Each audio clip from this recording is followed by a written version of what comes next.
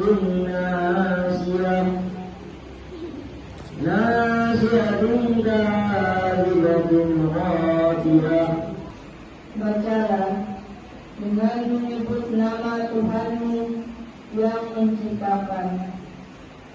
Dia telah menciptakan manusia dari segumpal darah. Bacalah, dan Tuhanmu lah yang maha mulia, yang mengajar manusia dengan pena. Dia mengajarkan manusia apa yang tidak diketahuinya. Sekali-kali tidak, sungguh manusia itu benar-benar melampaui batas apabila melihat dirinya serba cukup. Sungguh hanya dengan membenarkan mendapatkan keberkahan dan perlindungan dari Allah SWT. Akhirnya kita memperkenalkan diri, yaitu penyampaian untuk وأشهد أن محمدا عبده ورسوله أما بعد فقد قال الله تعالى في القرآن الكريم أعوذ بالله من الشيطان الرجيم بسم الله الرحمن الرحيم. Bapak ibu jemaah salat isya tarawih dan Allah.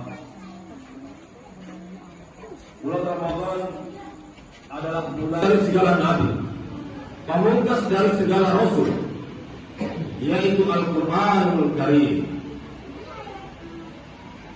Maka mukjizat terbesar Nabi Muhammad SAW ini adalah Al-Quran. Memang begitu banyak mukjizat, kelebihan yang karena keutamaan, kemuliaan, keagungan yang Allah Subhanahu wa taala berikan di dalam bulan Ramadan. Maka kalau kita berbicara tentang kemuliaan Al-Quran dalam surat Al-Baqarah, sebagaimana yang telah dibacakan tadi, yang kami bacakan di Muqaddimah, Syahrul Ramadan alladzi unzila fihi al-Quran.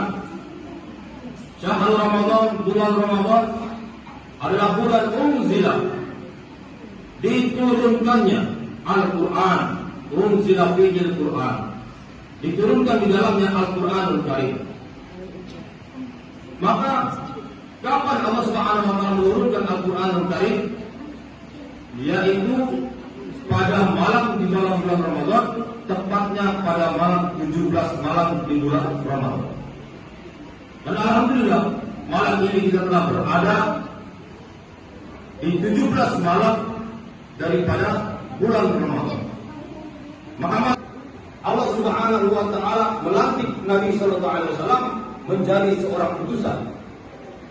Dilantik oleh Allah Subhanahu wa taala menjadi seorang nabi dan rasul ketika umur 40 tahun. Jadi sebelumnya itu belum, nabi ini belum menyandang predikat sebagai nabi dan rasul, belum, masih persiapan dulu. Disiapkan oleh Allah. Ketika berusia 40 tahun di 2 Hijrah itulah Allah Subhanahu wa taala turunkan wahyu pertama yang diturunkan oleh Allah Subhanahu wa taala ketika Nabi Muhammad SAW ini berada di 2 Hijrah. Dan ayat pertama yang Allah Subhanahu wa taala turunkan adalah surat Al-Alaq. Bagaimana yang dibacakan oleh Qori tadi. Yang artinya adalah bacalah. Jadi malaikat Jibril alaihissalam itu memerintahkan kepada Rasul, wahai Nabi Muhammad, baca.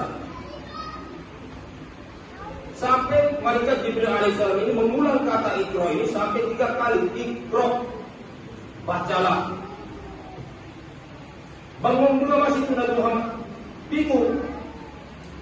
Ketiga kali Nabi Muhammad SAW katakan, Iqra, bacalah. Tambah bingung Nabi Muhammad SAW. Ada Al-Quran saja yang Allah Subhanahu wa taala jelaskan dalam Al-Quran bahwa tetap akan terjaga kemudian Al-Quran ini sampai hari kiamat kelak. Sehingga Allah Subhanahu wa taala katakan dalam Al-Quran, Inna nahnu nazzalna dzikra. Sesungguhnya kamilah yang telah menurunkan peringatan. Kamilah yang telah menurunkan Al-Quran. Wa inna lahu lahafizun. Dan sesungguhnya kamilah yang akan menjaga keaslian, kemudian keutuhan dari Al-Quran Karim tersebut. ini jadi Allah. Bukan siapa-siapa yang menjadi. Allah katakan langsung dalam Al-Quran. Karena Al-Quran tidak boleh ada keraguan sedikitpun di dalamnya. Siapa yang ada dalam Al-Quran?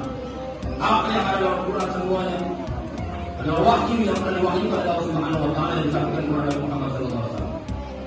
Maka dari ayat Al-Quran yang pertama yang Allah Subhanahu wa taala jelaskan kepada kita bagaimana Allah Subhanahu wa taala menekankan kepada kita jangan ragu dengan Al-Quran. Jangan pernah ragu dengan Al-Quran. Jadi pedoman ini bagi kalian. Alif Lam Mim. Alif Lam Mim. Zalikal kitab. Inilah kitab. Inilah Quran. La raiba fihi. Tidak ada keraguan di dalamnya. Hudan lil muttaqin.